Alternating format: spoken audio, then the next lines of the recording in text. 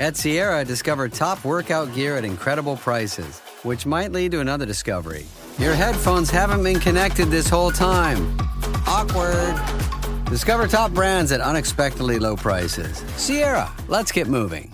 This time of year, everyone talks about going dry. But at Athletic Brewing Company, we're skipping that because we prefer going athletic, which isn't dry at all. From crisp Goldens to hoppy IPAs and limited releases in between, you'll find something that fits your style. Every single non-alcoholic brew is packed with flavor and the same craft experience you love. So yeah, you could call it dry, but there's really nothing dry about it. Find your new favorite near beer at athleticbrewing.com. Athletic Brewing Company, fit for all times. This episode is brought to you by FX's The Beauty Official Podcast. Join host Evan Ross Katz on the official podcast for FX's hottest new series, The Beauty, taking you behind the scenes with its amazing stars as they discuss the show's most jaw-dropping moments. Featuring Evan Peters, Anthony Ramos, Jeremy Pope, Ashton Kutcher, Rebecca Hall, Bella Hadid, Meghan Trainor, Isabella Rossellini, Jessica Alexander, and Ari Grainer. Search FX's The Beauty wherever you listen to podcasts. Does picking an outfit have you running a little too fashionably late? We get it. Great taste takes time. That's why Drizzly, the #1 app for alcohol delivery, has your back with the largest selection of beer, wine, and spirits, delivered in under 60 minutes. Convenience never goes out of style. So if you need to spend some extra time in the mirror instead of at the store, download the Drizzly app or go to drizzly.com. That's DRIZLY.com today.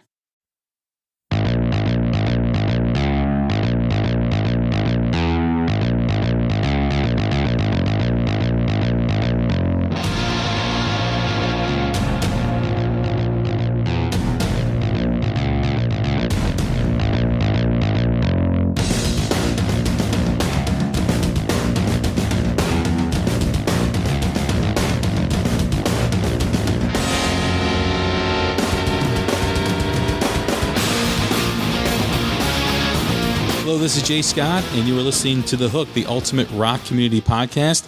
Hope everyone's having a great day. I'd like to welcome back Crash Crafton to the podcast. We last heard from Crash when we talked about Richie Kotzen, the awesome guitar player. How you doing today, Crash? Doing really good. How about yourself? Doing well. Thanks again for doing this. Appreciate you coming back on. We had a fun discussion. Not a problem. Yeah, it was great talking about Richie Kotzen and all entails, and I know there's so much more that we didn't cover during that conversation. Oh, yeah. Maybe we'll do a part 2 at some point, but part 2 through 100. Yeah, they do like a mini series, like Roots or something like that, you know. But a band that you and I have also spoken about is our next topic, a band that people should be listening to: the country rock, the southern rock, the blues rock, the hard rock band Blackberry Smoke from Atlanta, Georgia, is who we will be discussing today. You know, when I mentioned Blackberry Smoke on Twitter, I saw them twice earlier this year. They came to Waukegan, Illinois, which is about 30, 40 minutes outside Chicago. And then the next night they played in Rockford, which is about an hour and a half outside of Chicago. So I bought tickets for the Waukegan show, never saw them live, and was just completely blown away. It was their acoustic show. They were doing an acoustic tour, and the style or the stage was more or less like a living room. So I went and saw them, was completely blown away, went and saw them the following night in Rockford, again blown away. The opening act was Ida May, which is a band out of the UK, a blues outfit, a husband and wife that were just incredibly awesome as well. But and then I saw them the other night with Tedeschi Trucks Band up here in Aurora, and they were the opening act. They did a 45-minute set. It was a electric set, not the acoustic. And I know they're coming back in September at the House of Blues in Chicago with a band called The Record Company, who I've yet to check out. But I've seen them 3 times in the last 5 months. An awesome band. Charlie Starr is more or less the brains, the leader behind the band. He's the lead vocalist and guitar player. They feature Richard Turner on bass, Britt Turner, the Turner brothers, Richard Turner and Britt Turner on bass and drums. Paul Jackson, guitar and vocals, helps the harmonizing of their lyrics and their songs, and then Brandon Still on keyboards. So what was your introduction to Blackberry Smoke Crash? Trying to remember exactly what year it was. I think it was 2002. Went to see Jackal and talking with Jesse James Dupree, and he was telling me about him. He had just produced him and told me to get a hold of Britt, who's the drummer, and get a hold of him. They had like a 3-song demo out at that time.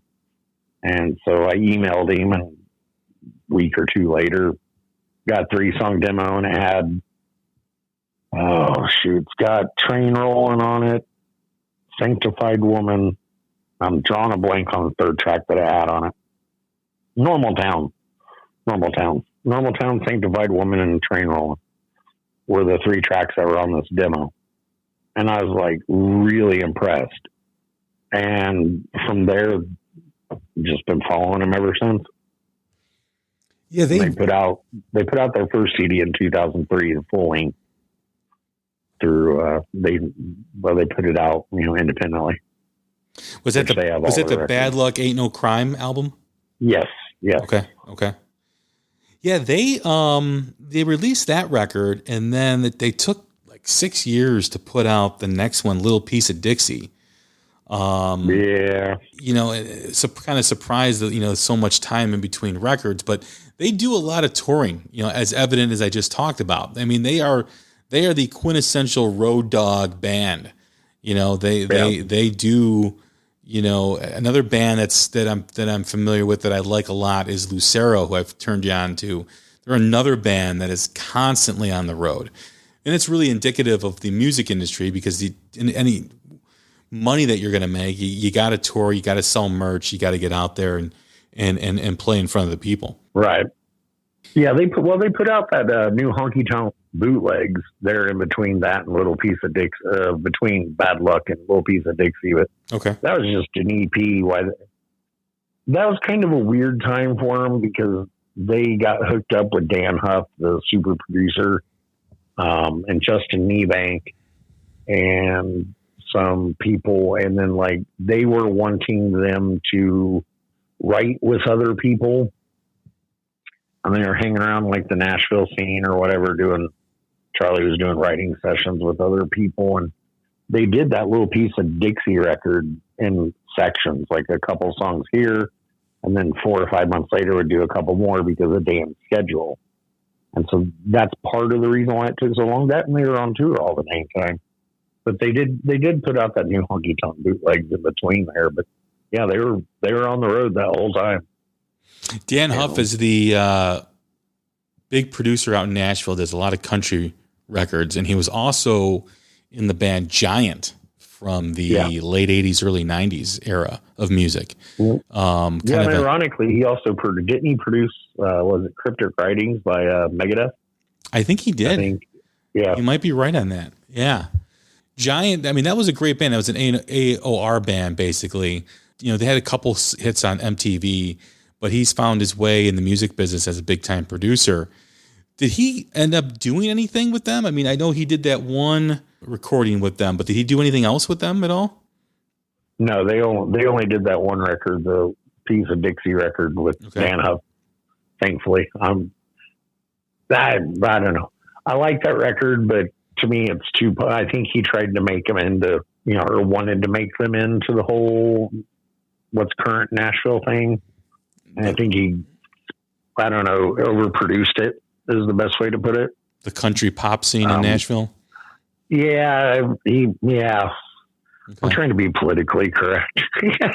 Well, I've often said, I love old school country, right? Like the country pop is very similar to the 80s, hair metal era. And I hate to use that term, but people do identify with it, where I can't tell the difference between one artist and another.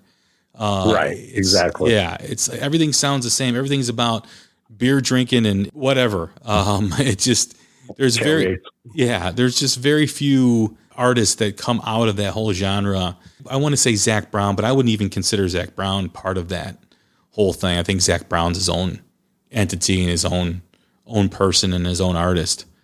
getting back to Blackberry Smoke. So yes, I mean, they did the little piece of Dixie, but they really kind of broke through with the Whippoorwill. Right. Ironically, on Zach Brown's label. Yes, Southern Ground. Yeah. Yep. Well, they had some issues there. Ironically, or not ironically, but oddly enough, the first record company that they put out Little Piece of Dixie on, if I remember right, like the record label president died, like right after they put that record out, which was on a record company called Big Karma. And so, they got the record back and then they put it out on Bama Jam, and they were getting a good amount of traction, playing some larger festivals and bigger shows and, opening for different acts and stuff. And then the head of Bama Jam ends up going to prison for bribing politicians down there in the South, somewhere, Alabama or Georgia or somewhere, so they were once again without a record label.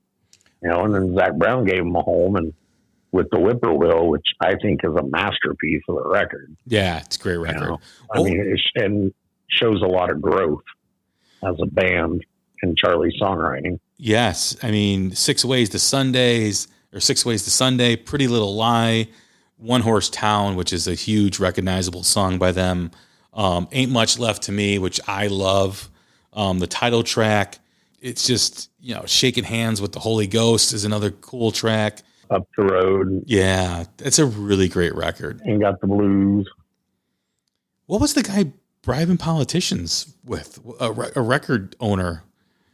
I don't know the full story behind it, but yeah, he ended up going to prison for bribing politicians. And something was, I don't know, I think it was like if I remember right, I mean, it's been 10 plus years ago, had something to do with some tax thing with entertainment venues or something. It's vaguely what I'm remembering off the top of my head. Mm-hmm. But yeah, so that went belly. That record label went belly up because of that, And the record label was called Bama Jam, and they had that big Bama Jam festival and all that. And then the owner of it got caught bribing politicians or whatever. Wow. Ended up going to prison for it. Now, they also gained a lot of popularity too, being connected with the Sons of Anarchy show. Right. They had a lot of songs, or a couple songs. I don't know if they released, soundtrack albums or people identified with the music during the show, but I know that was a big catalyst for them too. Yeah, I can't remember what song. They had a couple of songs placed within episodes. I can't remember which ones they were, though. Yeah, I don't know either. But I know I've heard people talk about that, and I've heard even members of the band talk about how that helped them, gain some notoriety. And that really is a lot of people do that now. I mean, you think about, what was that one hospital show? I think it's still Grey's Anatomy, where a bunch of singer-songwriters would get their songs on, that show. And it was such a huge popular show that, that's how people get their music out, because radio is not going to play you anymore. And unless you're on YouTube searching for it, people aren't going to find you. So you need an outlet like that. And bands like Blackberry Smoke, Pete Droge, who's a singer-songwriter out of Washington, state of Washington, had a lot of songs placed in movies and TV shows. And the list just goes on. But that's really how a lot of artists get discovered and how they get exposed. Right. Yeah, I remember, what show was it? Was that NCIS they were on? They opened up. They actually performed on it. Law and Order or something. Anyways, it was only a few years ago, and I remember, my mom called me. She's like, "Me and your dad are watching TV. Guess who just performed on this TV show?" And I'm like, "Could it be Blackberry Smoke, Mom?" "Yeah, how'd you know?" But they were on Law and Order or NCIS or something like that, where they actually performed in a scene on it or whatever. Here's my parents, because I always had the hat on or a T-shirt. I mean, I got their logo tattooed on my arm, actually. Awesome.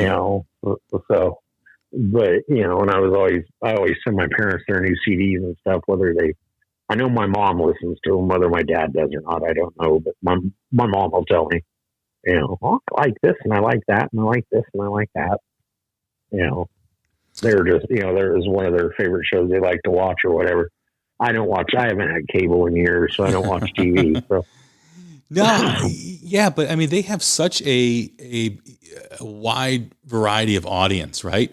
In the 3 times that I've seen them, I've seen, your blue collar guy, I see your white collar, people, I see kids, I see grandparents, teenagers. So they really, have a huge wide variety of fans. It's definitely expanded from when I first saw them, which was in a little tiny club, and it was a bunch of drunk Hellraisers. And then the second time I saw them was in 2008. They opened for ZZ Top on the opening show of their In Your Face tour there in Wichita at Century 2. And I interviewed the guys before the show or whatever. And then, my girlfriend and I at the time went and watched the show, and we were back on the soundboard, watched them or whatever. And I was sitting there and I'm like, and Wichita is predominantly, it's either rap or country. Anything else, they don't really grab onto or, celebrate. You got to be rap or country. And I thought, oh God. And so, but, ZZ Top, obviously, it was a packed house, and they opened up, they played 35 or 40 minutes. I can't remember what it was. And I remember sitting there at the end of it when the lights come up and like everybody's looking at each other and like, holy shit, that was really good. All the people that we could hear and see with, in our range. And I'm just sitting there going, yes. And so they were signing, they had a merch booth, out in the commons area or whatever. So I was like, well, I'm going to go out and, tell the guys good show and whatever before ZZ Top comes on. And that merch booth was packed. I mean, it was like the line was like around, because it's in a big, Century 2 is this big circular building, like in the round type of a deal.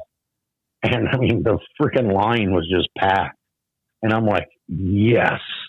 T-shirts are flying off the shelves, CDs, and I was just like, hallelujah. And then it took another 4 years for them to get back to Wichita, which kind of perturbed me because I'd be hounding, booking agents stuff. Why don't you bring this band in? Well, they don't really have that big of a following. And I'm like, my ass, they don't. They're opening up for Zach Brown and Eric Church and Skinner and ZZ Top. And, just because they're not gangster rap or wearing skinny jeans up there talking about their tailgate and their red Solo cup, that's such a hard thing to measure these days too. When a promoter says that, oh, they don't have much of a following. How does a local promoter figure that out? Because there's so many platforms for exposure now. Right. I mean, it used to be you could look at the Billboard charts or you could look at album sales and you could say, oh, this band is, where it's at. We need to bring them in.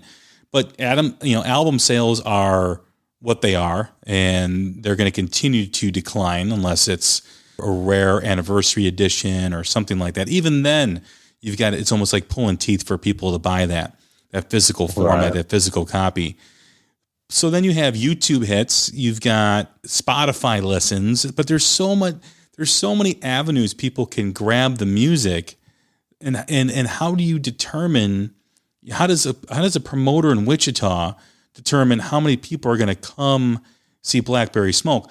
I would think Wichita being one of the more larger cities in Kansas, people would come and see them, right? People would come from parts of Colorado, maybe parts of Nebraska, obviously Kansas, maybe a little bit of Oklahoma. I imagine that people would come and see that band if they're not playing somewhere close in proximity to Wichita. Right. Yeah, it took another 4 years. They played there on the Whippoorwill tour in 2012 it's a place called the Cotillion, or it's known as the Round Mound of Sound. It's like a band shell. It's really cool. like one of the old orchestra band shells inside of the building. And, it's got a lot of ambiance and sonics, and the acoustics in it are really unique and cool.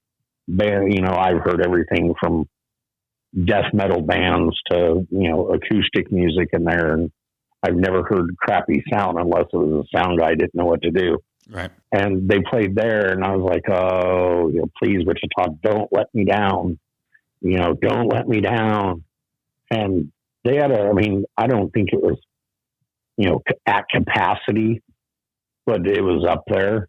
And then they played there in February of this year. And I wasn't able to make the show because it was right after I had the concussion. The doctor's like, yeah, you're not going. It was like 2 days after I got my really bad concussion, so I wasn't able to go. But, from what I understand, I had some friends that went, and they said it was pretty packed to them. But so they've only played Wichita 3 times. They were supposed to play one time in 2004 with Skinnerd at the Riverfest thing. And then I do believe that was when Johnny Van Zant's dad died or mom died, one of the two.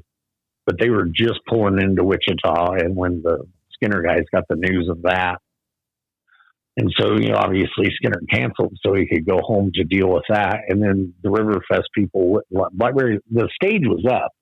The PA was flown. I was there, because I was going to hang out with the guys. And everything was up and ready to go. And Blackberry Smoke offered to play. They're like, get some local acts. We'll play, 3 hours if we have to. Just, make it a free show. And they wouldn't even let them do that. So they got canceled. That was in 2004. So they've only played there 3 times. Yeah. Well, it's weird how certain markets dictate who plays when and who plays where. Like I just said at the beginning of the show, I'm going to go see them again in September. And that's the 4th time they've been here since the end of March in the Chicago area. Yeah. 2 shows in a row, isn't it?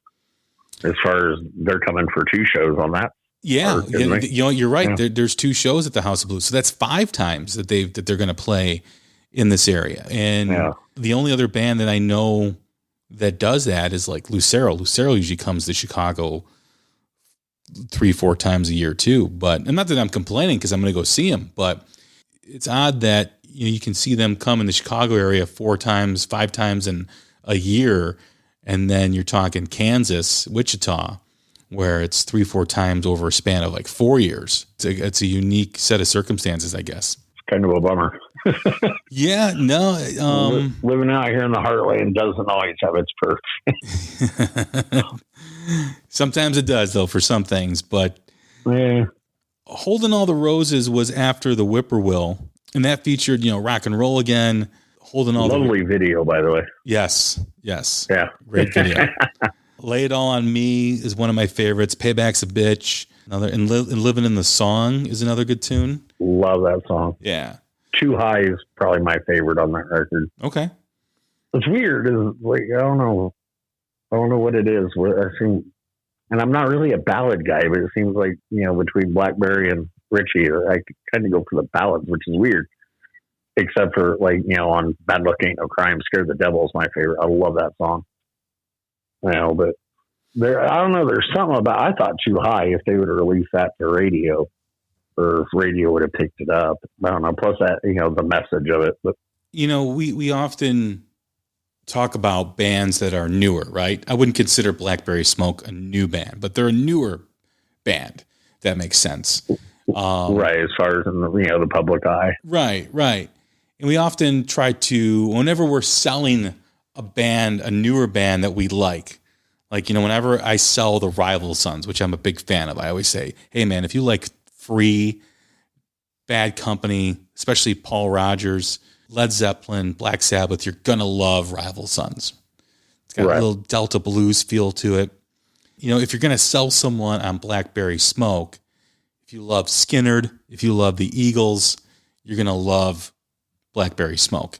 Because you almost have to do that in this day and age because people are so in a bubble with their music. It's very hard for people to test the waters in something new.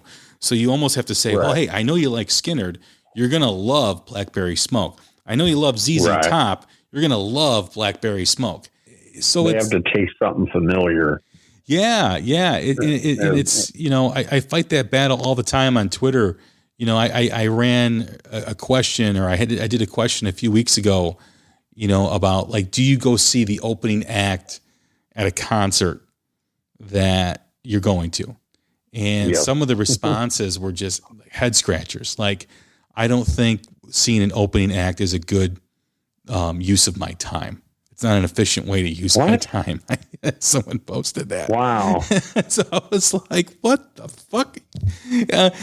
Like the band that you are seeing, the band that you bought a ticket for, was an opening act at some point. And if you want music to survive, I know everyone says rock music is dead. It's not dead, right? It's just not the flavor of the month. It's not the flavor of the month. It's not the flavor of the year, because you cannot hear it anywhere on radio unless it's classic rock, or unless it's a local college station or a local independent station, because all radio stations are owned by these big conglomerates, and they just push out the same crap over and over again.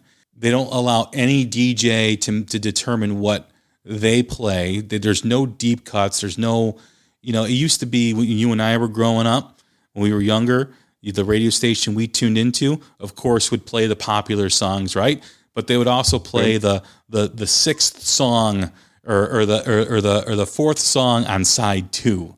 You know, like wow, this is a cool track. Not a hit at all. There was no demographics to worry about. There was no, you know, our advertisers want us to reach out to the young crowd. They were just going to play a good tune, whether it was a popular one or not. That's gone. And that's never coming back. So for a band like Blackberry Smoke or a band like Rival Sons, you've got to get out there and tour. You've got to get out there and play. But when someone like does not want to listen to new music and they say they're music fans, you're not a music fan. You're not. If you're a fan of music, you wanted to constantly discover new music. Right. You know, if you're trapped in the same stuff you were listening to 20 years ago, and you're not listening to, you know, I keep saying their names, you know, Blackberry Smoke, Rival Sons, you know, the Struts, whatever it is, whatever's new, you're losing out, because there's a lot of great new music out there. We just, you know, we did a show before on Richie Kotzen. Here's a guy whose music is top notch. I mean, it's incredible. You know, he has more popularity now because of the Winery Dogs than he did years ago. But but that guy should be playing at least small theaters, you know, and, you know, 2,000, 5,000 theaters, and he's playing small clubs, and I don't mind, right? I mean, like being able to see Richie Kotzen 10 feet from me is great. Going to Blackberry Smoke and seeing them in smaller theaters is great. I love that intimacy. But there's also some frustration being a music lover and being fans of these artists, that you wish they were big. You wish they were more popular, because all the hard work that they put in, the great songs that they write, you know, should be recognized by more people. Exactly. And that's, I mean, Blackberry Smoke, they're, like you said earlier, they're road dogs. I mean, I can remember when they used to play 250 to 300 dates a year. Wow. They trimmed it down a little, but, you know, and I think that's because they go overseas now. But so, you know, they have breaks in between there and, you know, everything, but they're still doing 200 dates a year, you know, which is almost unheard of. Mm-hmm. I mean, you don't see Beyonce doing that. No, you don't. Or Luke Bryan or Lake Shelton or whoever the flavor of the month is, which I'm so far out of touch with that I don't even know who the flavor of the month is. Yeah, but the country Florida thing, Georgia Line, which I couldn't even tell you a song by the Florida Georgia Line. I couldn't even tell you a song by Luke Bryan. I can tell you one, and that's only because it's written by Blackstone Cherry. Really? Yeah. They had and the only way I knew this, I went into a convenience store, and I don't remember what year this was, but the gal always listened to country radio, and I would give her all sorts of crap about it. And I walked in there one day, and I go to grab a pop or whatever. I hear this song, and I'm like, that sounds like Blackstone Cherry's Stay. I'm like, what the hell? What? And I'm like, after about 30 seconds, I'm like, that is the song. And I'm like, ooh, what, how, what, And so I walk up to the counter and she's singing it. And I'm like, who the hell is this? And she's like, oh, this is Florida Georgia Line. And I'm like, no, it's not. And she's like, yeah, it is. And I'm like, this is not a Florida Georgia Line song. Yes, it is. It's on their CD. And I'm like, well, actually, it's a Blackstone Cherry song, but I digress. This is fucking horrible, And she was like, what? And I said, look it up online. So she looked it up, and lo and behold, writing credits, there it is, the guys from Blackstone Cherry. But I was happy for the guys in Blackstone Cherry because, it probably made them a nice chunk of change. But I wanted to gouge my ears out with a spoon. It's horrible. It's like you tone deaf. Anyway. It was just like, ugh. So that's the only way I know any of their songs. Well, I know. Well, Charlie Starr does write for a lot of other people, though. But moving on, to the next record, right, which is Like an Arrow, which is the album that I discovered Blackberry Smoke with Sunrise in Texas. That was the song that kind of brought me in and exposed me to. Really? Yeah. That's interesting. Yeah. It was kind of funny because I have bootlegs from Blackberry Smoke dating back to 04, 05 of them playing that song. And it used to be like, why don't you put it on a record? Oh, we recorded it. We just didn't like the way it came out. And they finally, 10 years later, they put it out. It's a great track. But, I agree. And is that a cover or was that co-written by somebody? I don't have the liner notes handy, but I do believe it was a co-write. Okay. It may actually be a cover, but I'm thinking it was a co-write. And there was another song that they used to perform back there in 2006, 2007 that I had bootlegs of, them performing, and I was like, why don't you guys put this on a record? And somebody leaked it online, the studio version of it within the last year called Grown Woman. And I think it was either another collaboration or it might have actually been a cover that they did, or where, they recorded songs, it was during that whole Nashville phase or whatever. But it's on YouTube. All you got to do is, type in Blackberry Smoke Grown Woman. But I've got bootlegs where they did that song years ago, and it was just like, but they haven't put that on now. But yeah, Sunrise in Texas, I got old bootlegs of them doing that on there. Like an Arrow also features the duet with Greg Allman, Free on the Wing. Yeah. Features another great song, Like an Arrow, the title track. Written with Brandon, the keyboardist, too. Yes. Mm-hmm. That's another, good point. Working for the Working Man was one of my favorites on that record. Let It Burn, I like. Waiting for the Thunder. Just a solid record. That came out in a weird time. That was, when I was having health issues. I can remember being in ICU listening to that on my phone with my little headphones in, so I wouldn't disturb the ward. But that was one of the ones I just never, because it came out in a funky time in my life. Because I was in that ICU, I just never had the chance to totally crank that up as much as I wanted to, that record. And anyway, so that's The Good Life, that song on there, that's my favorite song on the record.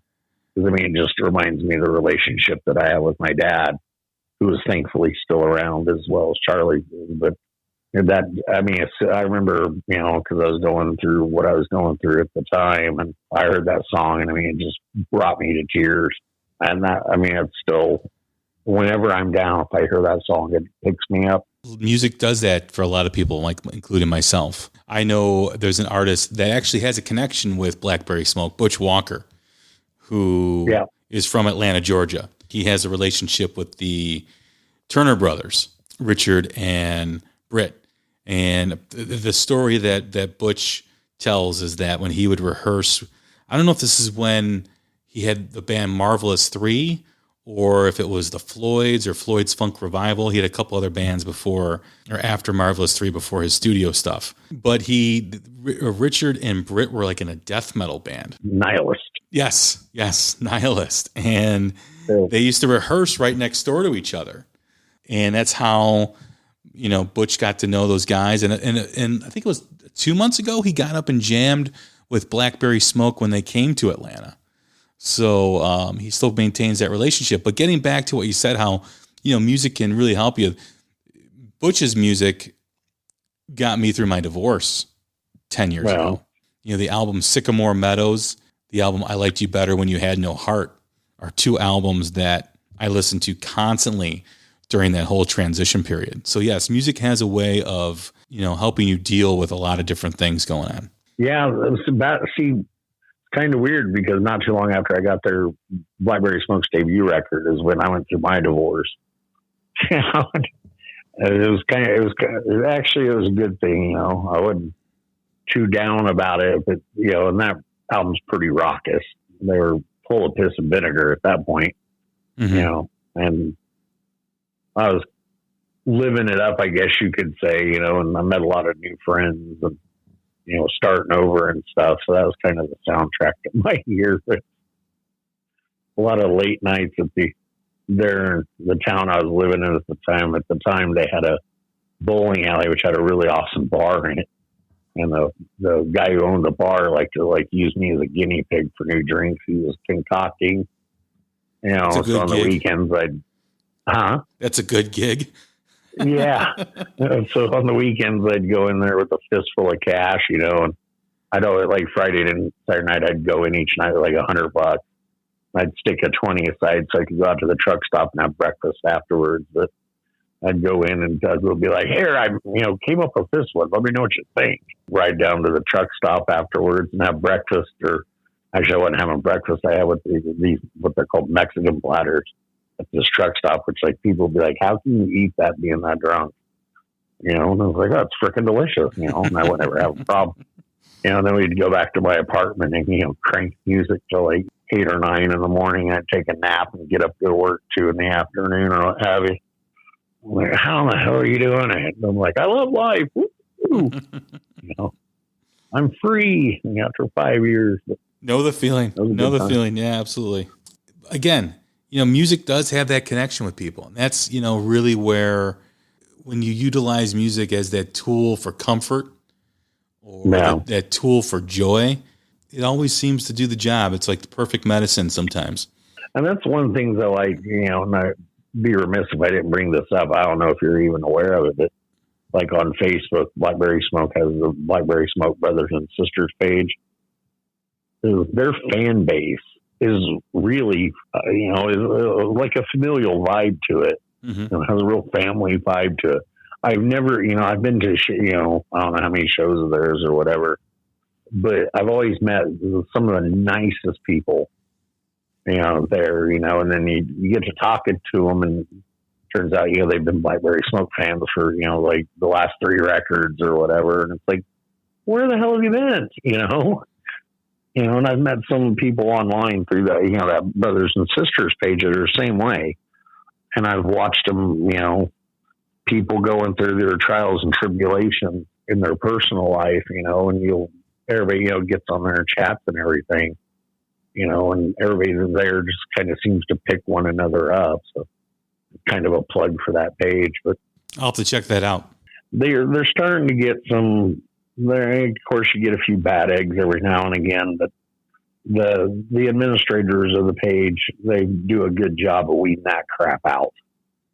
They do a really good job of, I've never seen any trolls on there as far as that goes, but then you get a couple, like right now, kind of the current bitches is they're only playing 45 minutes opening for Tedeschi Trucks. Well, they're the opening act. Right. They're not going to play 2 hours, Right.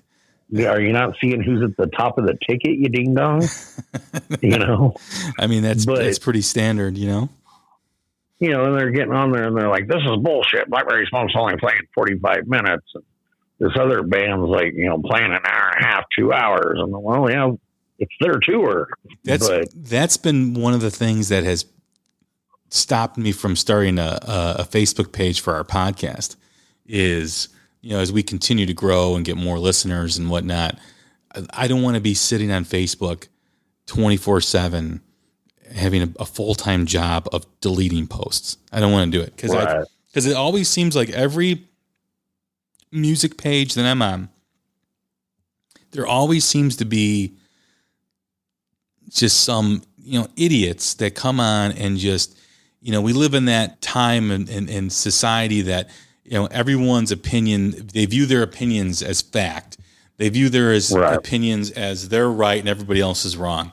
And there's just no discussion, whether it's a music page, whether it's a news article. I stopped reading the comment sections on news articles just because it looks like the end of the world. If you ever want to have some fun and just, if you're feeling down and you want something to pick you up, go over to the Steve Perry music fan page. And when you see the people that are on there, you will instantly feel better about your life, no matter where you're at, because there are people that are on that page. There are women that are on that page that feel, for whatever reason, they are going to be the next Miss Steve Perry. And it's not just one, it's not just two, it's a lot of them. And they're all... Yeah, I've noticed Steve Perry... Wow. Female fans are... Wow. Yeah. It is. If you want to see what hell looks like, go over there and that'll give you the indication that this holy, I mean, so, when I go on pages like that, or there's been other pages, it just seems like it just gets out of control. It's so hard to maintain. And I've been asked, to create a Facebook page, and I just haven't had the motivation just because I don't know if I want to do it, but. Well, so this one, it's Blackberry Smoke Brothers and Sisters page. The main administrators, which are a couple, Eric and Trish, I won't say their last name just in case. I mean, people know who they are on the page, obviously, but they do a mighty fine job of keeping people's asses in line. As a matter of fact, a few years ago, I stepped out of line and quickly got my ass put back in line by them, and everything's been fine ever since. But they run a tight ship. I mean, Eric, the husband, they call him the sheriff for a reason. They'll throw your ass in jail, pretty quickly. But, yeah, that's good. It's a really cool community they have with fans, and Britt gets on there, and Paul gets on there, and Brandon gets on there, It's awesome. really, really cool. That's awesome. They get together these meetups in, different cities or whatever. And, before shows, and it's a really cool, I guess it would be similar, maybe, obviously not on the same scale, but kind of like what the Grateful Dead had back in the day, but obviously not nowhere near as big or as Stone, but, but I mean, they have meetups and, get-togethers and what have you. Well, maybe when this podcast is released, you can drop the link over on the Facebook page, and maybe I will definitely do. Awesome. So moving on to After Like an Arrow is the album they're currently on tour with, and that's Find a Light, which I really connected with. I really love this record. From the first song, Flesh and Bone, Run Away From It All is just a great, great track. The Crooked Kind, Medicate My Mind, which is become a standard at their shows now. Let Me Down Easy is a good tune. Mother Mountain I love. Best Seat in the House. I've Got This Song. I just love this record. That song right there, back to the ballads and things, I guess. Must be a balladeer at heart and didn't realize it, but that song has gotten me through so much in the last year and a half since it came out. You know, that song really struck a nerve with me because it was right. I got the CD right around the time I was able to get back to work and getting back on my feet and my health issues in check. And, you know, and it was like, yeah. And then, you know, I had have a friend, Valerie, that she was going through a lot of personal shit at the same time. And, you know, it was like, here, check this tune out, you know. And it brought her to tears. And so that's kind of that song is kind of our, you know, like our song, you know, but must be something with the damn ballad. I never realized that. You're a softie, Crash. That's what that's what you're telling me. You're a softie. Maybe all these female friends I've had all over the years always call me teddy bear or onto something. I think they're telling you something, man. I think they're right. Yeah, I thought they're smoking something. No. I mean, you know, your ballad, your love for the ballads shows that off. So it usually has something to do with something with the lyrics in them. I don't know. Mm-hmm. You know, but I mean, Scare the Devil is not a ballad in that one. Off the first album, for some reason, grabs me. I don't know what it is. That's one of the things with Blackberry Smoke too. Is their writing. I mean, Charlie Starr writes a lot of the material. Just really well crafted songs that have a lot of meaning to it. Songs that can connect with you on different levels. And he's evolved as a songwriter too. I mean, if you look back at some of their earlier stuff to, you know, what it is now. I mean, the band Blackberry Smoke has their sound, right? Right. They have evolved with the subject matter of what they write about, the way they present the song, the way they tell the story of the song. You know, if you look back, you know, all the way from their first record, there has been an evolution, and that's what I always enjoyed. For me, you know, outside of like a band like AC/DC, which you've heard one AC/DC song, you've heard them all, but that's fine because they all sound awesome. Yeah. I need an artist to evolve with me. You know, I need an artist to grow as I'm growing as a person. And I like when a band does that. And Blackberry Smoke is a perfect example of a band that's been able to do that. Yeah. I mean, you can always tell it's Blackberry Smoke, but it's like kind of like with Richie. You can always tell it's him, but there's always a little something that it's different from the last. And I mean, I think it says a lot for, you know, them as musicians and as songwriters, and, you know, or Charlie as a songwriter. You know, I almost think that it's one of the benefits of the way the music industry is now. And we've touched on this before, where with Richie Kotzen, right? So when you're a big act on a major record label and you have hit after hit after hit and your popularity is out of this world, it's very hard for you to evolve. It's very hard for you to do something different without pushback from your fan base. And this is kind of an odd example, but just kind of follow along, if you will. So if Britney Spears decided to do a rock record, right? Or an acoustic bass record, how many in her fan base would that connect with? Because she more or less has released the same record over and over again.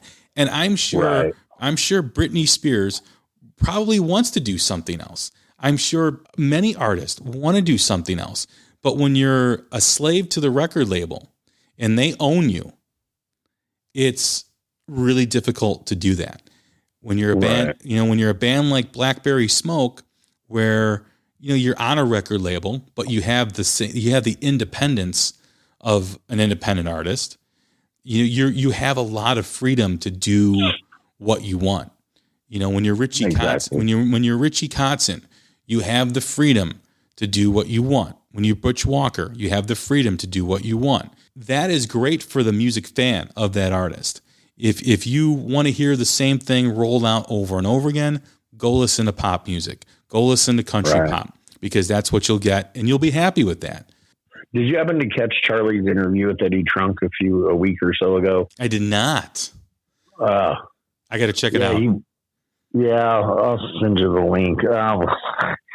He was on Eddie Trunk, besides the usual Eddie Trunkness that you get, he brought up the fact that they were, of course, the last 3 or 4 records they've released independently on their own through their own 3-legged records. And then essentially, other than, Zach Brown's label, which Zach Brown basically was just distribution, I mean, granted it was on Southern ground, but, he wasn't telling them what to write or how to be or whatever.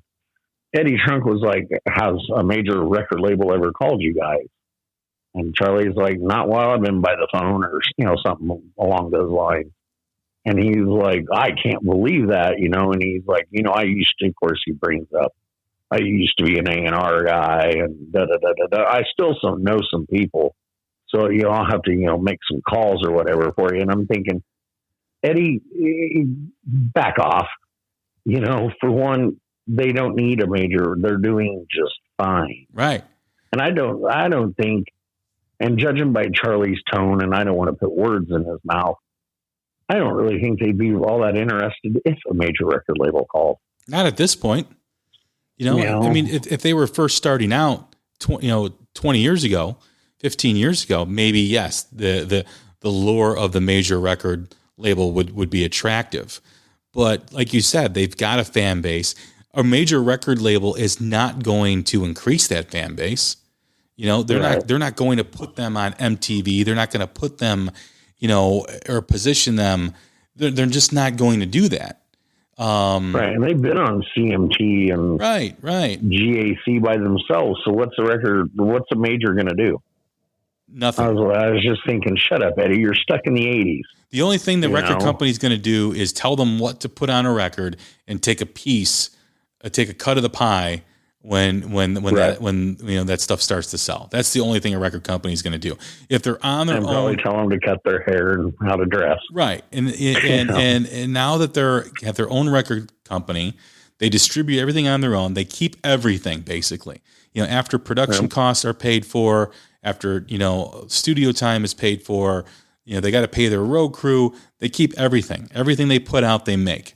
Why would I don't understand why someone, unless you're a pop music star, I don't know why you'd want to be on a major record label. And Eddie brought up Rival Sons, and of course, how he had to pat himself on the back that he's championed Rival Sons for years. Well, now they're signed to Atlantic, after being on Earache for all these years, which is actually Blackberry Smoke's European label. Rival Sons was on Earache for their first 3 or 4 records or whatever, but now they're on Atlantic. And he's like, it's about time they got signed by a major label. And I'm like, honestly, I heard more buzz about their first several records than I have about anything about a new Rival Sons record being on Atlantic. Yeah. Atlantic's PR people aren't doing their job. I love Rival Sons too. I've been into Rival Sons for, the past decade, but like you said, they got signed to Atlantic. I had no idea they were on a major record label. Oh. I got their new record. I think I heard that for the first time that they were on Atlantic Records like probably 4 months ago, and I had to get up and go look. I'm like, oh yeah, it is on Atlantic. So I had no idea, and it's certainly not helping. I saw Rival Sons in May. No, it wasn't May. Was it May? Maybe at House of Blues. It wasn't. I mean, it was sold out, but it was a House of Blues. I mean, that's a 1,500 capacity place. Now they're going to be doing a tour with Stone Temple Pilots. They're playing the Aragon Ballroom, which is I think 3,000 to 4,000. I want to say. I could be wrong, but that'd be a good show. Yeah. I mean, I may go to that, but a major. I mean, they're going to get there anyway. I mean, I don't understand the motivation for a major record label. Maybe they're getting money. Maybe it's about money, and kudos to them if they're doing that. I know Rival Sons is huge in Europe and in the UK, but they haven't really been able to match that in the US. So I don't know. But yeah, getting back to your point with Blackberry Smoke, I don't see what a major record label would do for them at this point. I don't either. I was just sitting there going, "Shut up, Eddie." But between that and his one, talking about when he saw them at Rocklahoma or whatever, the connection between Jackal and Blackberry Smoke. Like, I guess Jesse had told Eddie how, he had worked with them on that first record and, took them on their first real tour and what have you. And then, of course, Eddie wanted to go into business for himself about how Jesse, should have been paying him for being on stage all that time there at Oklahoma with them, and I'm just like, thankfully I didn't shut the interview off then, because I really can't stand Eddie Trunk, and especially since he got on the Richie Kotzen bandwagon. I remember the first time we ever had Richie on there, I was just like, well, this is going to be good for Richie because of Eddie Trunk's reach. But then I was just like, I hope Eddie don't actually really like him all that much, because then I know what's going to happen. And then lo and behold, now he likes to go around and take all sorts of credit. And I'm just sitting there going, oh crap, not now Blackberry Smoke too. But I like what Eddie does for the genre. Because let's face it, there's not a lot of voices that has his platform to speak about rock music and new rock music. I think that's a wonderful thing. I think he does a great job carrying the flag, carrying the torch for rock music. And I don't think anybody would dispute that. I do get a little put off how he tries to put himself in everything and make it about him. Like he's a member of the band. Right. Quite honestly, and I don't know if this is true. This is pure speculation. But it wouldn't surprise me if the artists or bands that act like quote unquote friends of Eddie only do the show because they know he has the platform. They know they tolerate him. They tolerate him because, and I'm sure there are a few that genuinely have a relationship with him, and I'm not going to dispute that. But some of the things that he says, and then when he tries to walk back things, he does it incorrectly. I listen to Eddie. I like listening to his show. He has exposed me to new bands and new artists. Yes, he has. I'll admit that. But it doesn't always have to be about him. And I think that's the unfortunate thing that he's kind of taken on. And it seems to have gotten worse and worse and worse over time, where, sometimes when you're listening to his show, you're just like, Jesus, just stop it already. Okay. We get it. It's like, so I was that way for a long time with him as far as that goes. And I would, if he had anybody on that I was remotely interested in, I'd listen to him. And then I had a chance to meet the guy. And now I'll only listen to him, like, say, if Richie's on, or like this time Charlie was on. Other than that, he can go fly a kite. When I had the chance to meet him, and when I went up to introduce myself to him, I just went up to introduce myself, and he basically turned his nose up at me and like, who the hell are you to put your hand out to me? And then when I was introduced to him by the artist, then all of a sudden he wanted something to do with me because the artist and I are friends. And it was the artist making the introduction. And I was just like, yeah, go fuck yourself. But it was just like, to him, it's a popularity contest. Yeah. Anyways, that's all I'll say about that. But, it's just, anyway. But well, I agree. He does a lot for music, rock music. He does. Right. No, I mean, no, he does a lot. And, he is a strong voice in the genre. I just don't like everything he has to say. Right. And, I remember, was it when Janie Lane died from Warrant, he passed away. Eddie gets on his show and he starts talking about, or it was either on his show or on his Twitter feed or something like that. And he mentioned how he made the obituary for Janie Lane. And I'm just like, are you serious? Are you kidding me? You feel the need to promote that and tell people about that? And that put me off a little bit. That was like, He was saying he wrote Janie's? No, not that he wrote Janie Lane's obituary, but he was mentioned in either the obituary or like the remembrance, how they remember somebody or whatever. It was very low class. It was like, come on, man, this isn't about you. Okay. The guy just died. Shut the hell up, Yeah. But anyway, Jamie's death's a sensitive subject for me. Yeah. But we'll talk about that off air. But yeah, I mean, getting back to Blackberry Smoke though, I first saw them live for the first time on their acoustic set, on their acoustic tour. And lucky you. Yeah. And I mentioned this to you. We were talking on DM and on message. I've seen a lot of shows, as you know, I mean, I go to a lot and you've seen a lot of shows. It was the first time in a long, long time where a band sounded perfect. Like they sounded exactly like the album. I remember being at the show, and I don't know if it was the second night I went or the first night, but I closed my eyes, and because that gives you a different experience when you're hearing live music and you close your eyes, because you lose the visual, you just hear the music. And I listened for a few moments with my eyes shut, and I just said to myself, "Man, that's fantastic. That is close to perfect. That is as perfect as you possibly could be." And, that's a testament to their musicianship, and really owning their craft. The music is not complicated. It's very simple, but sometimes the simplicity is often what's so great about it. Less is more. Yes. And I think and this is not a dig at all, less is more. They've mastered that. And they can make less is more sound so rich and so full when you're hearing them. That's a testament to a band that really can command the stage and really know their instruments. Just awesome show. Yeah, I would give my left arm. Well, maybe not. Well, crap. I got tattoos on both arms.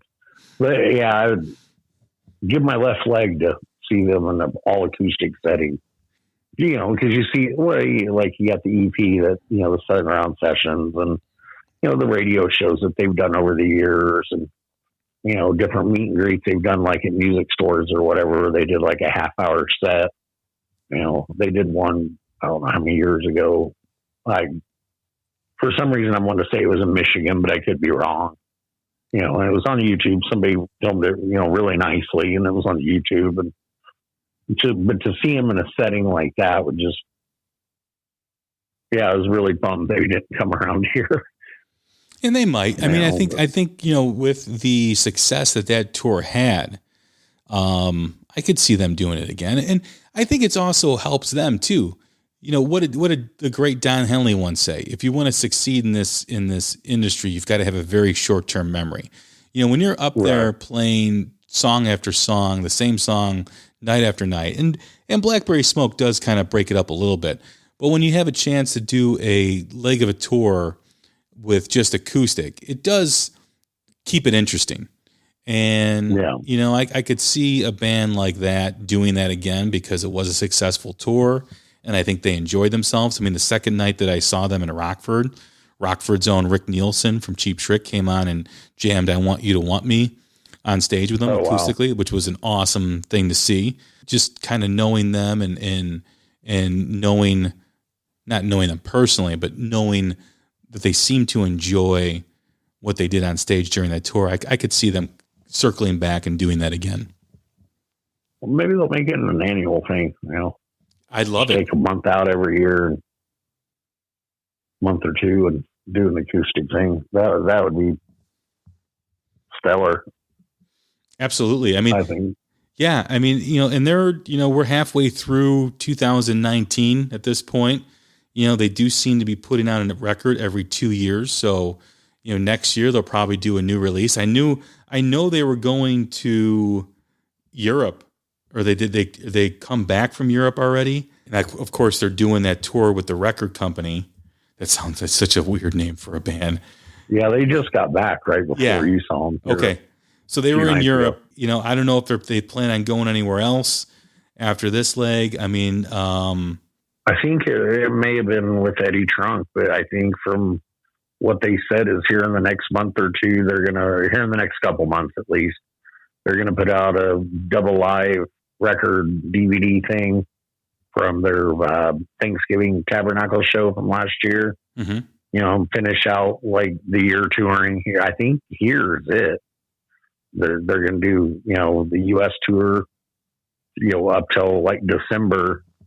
And then he said the plan is maybe go in and do the next record while they're off for the holidays, like how they do it all the other times.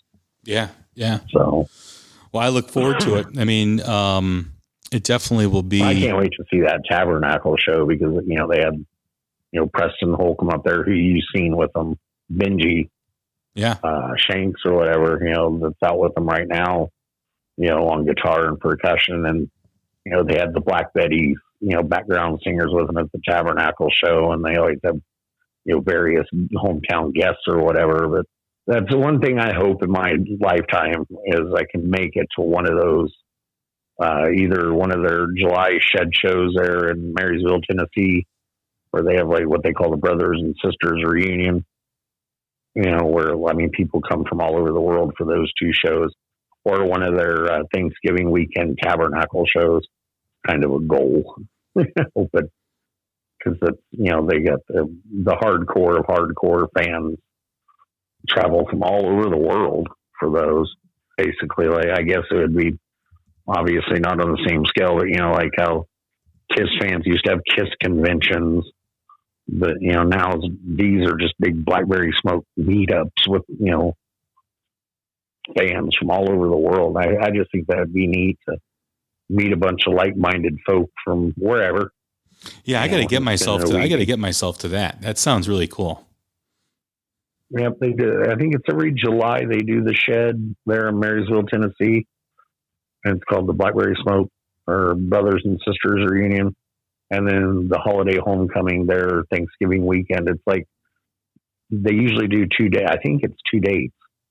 The day after Thanksgiving, you know, and then, you know, 2 days after Thanksgiving, they're at the Tabernacle there in Atlanta. You know, but I mean, people come from all over the world for them. And I think on this next tour with the record company, I think they're also going to play in Madison too, which is about an hour. They're playing in Madison, Wisconsin, on this tour too. So maybe I'll check them out in Madison. Maybe I'll go to all 3 shows, Crash. There you go. I'll go to Madison and both shows at the House of Blues, and I'll completely be Blackberry smoked. Overdosed. Yeah. I think that might be a possibility for me, actually. And knowing the buddy who I usually go out of my I usually go to all my concerts with, I think he'll be up for it too. He'll be like, "Let's do it." Road trip. There you go. Yeah, it's like last time I saw them, which was it was April 21st, 2018. Surprised I remember the date, but my buddy Luke there in Waukene or whatever, and this guy he's a hardcore metalhead. It's like Slipknot and, you know, those type bands. You know, that's what he's into. You know, he likes Jackal and stuff like that. But I'd play Blackberry Smoke when I was living with him. You know, and he'd be like, "It's a little too country for me," and it's like, just go. You know, and I mean, I bought the ticket, so, you know, and I paid for the gas and everything, so it's not like you're out anything. You just had to buy your own alcohol at the show. Okay, fine. You know, so we went, and, you know, at the end of it, he said, you know, a little too country. He goes, but when they rock, Jesus, they rock. You know, and he had a really good time. He goes, I'll be honest. He goes, it was a lot better than I was expecting it to be. They put on a great show. Then, yeah, they had Tyler Bryant and the Shakedown opening for him too. That tour, that was fucking killer. But, you know, we went back and met him afterwards or whatever, and, you know, I had a real good time hanging out with them. I think I told you the story offline or whatever about that show as far as Britt and everything, Britt and Charlie and everybody. But, you know, after being sick and what the doctors had said, you know, it was pretty cool to, you know, be well enough to make it to that show. And Absolutely. Yeah, that's awesome. You know, but Luke was like, "Damn, that was a lot better than I was expecting. Still a little too much country, but like, damn it! If I could make get off the country, hang up." Well, yeah, I mean, it is country, but it's not. It's country rock, and I love that kind of stuff. But if I could make a suggestion, for who to tour with, a good tour with Blackberry Smoke, a good opening act, one would be the band called Midlands, which is a great act. I think they're out of Texas, I want to say. And I've seen them. Yeah, they're really good. Or I'd love to see them with Sturgill Simpson, who I love too. Okay. I'd love to see Blackberry Smoke tour with either one of those guys. Speaking of Tyler Bryant, I was just able to see him a couple weeks ago with a band. Cool. Oh, his new record's awesome. His band is awesome. I did not know that Brad Whitford from Aerosmith's son is in Tyler Bryant and the Shakedown. Did not know that. Yeah. But the band that opened for him, I think it's maybe a co-headline or whatever it was, the Temperance Movement from Glasgow. Yeah, is a band. They did a couple tours of Blackberry over there years ago. Oh my God. Incredible band. The singer's got around the whippoorwill. Yeah, the singer's got like a Joe Cocker, Rod Stewart type, old Rod Stewart, like every picture tells a story, Rod Stewart. And good raspy, throaty. Yeah. Oh, great musicianship. I mean, seeing them with Tyler Bryant is just a jam. I saw them with Blackstone Cherry 4 or 5 months ago too, and that was a great show. But Tyler Bryant is another definite up-and-coming band that needs to be recognized. Yeah, I agree. I've followed Tyler for, I don't know how long it's been since the photographer Robert M. Knight put out his documentary Rock Prophecies. He featured Tyler in it, and I mean, Tyler's 17 maybe in it. Yeah. And then he went off to Nashville and, so I followed him ever since. And then finally getting to see him, when he, was announced they were opening for Blackberry, I was like, I don't care what I got to do. If I got to hitchhike to Salina, because it was like 2 hours from where I was living at the time. I was like, I don't care if I have to hitchhike, and I was really glad I did. One show I'd kill to see is like Blackstone Cherry and Blackberry Smoke do a co-headline. That'd be cool. Deal. Yeah. And they're friends. I mean, they, jam together and what have you, but I just think that would be one hell of a show. There are many possibilities, and they are a great band. If you enjoyed this conversation, please go and check them out either on their site at blackberrysmoke.com. Check out their Facebook page that Crash mentioned, their Twitter account, their Twitter feed, and go check out their music, whether it's on Spotify, whether it's on YouTube, or any other platform that you listen to music, and get your new music from. Just a fantastic band, fantastic live band. Crash, I appreciate you doing another show, another podcast. We'll think of another subject to talk about, whatever you want to discuss. If you want to talk about a specific artist or a topic in music you want to talk about, let me know. We'll think of something. Absolutely, man. Well, hey, I appreciate it. Once again, this is Jay Scott, and this is The Hook, the Ultimate Rock Community Podcast. Thanks for listening, and we'll see you again. Thank you.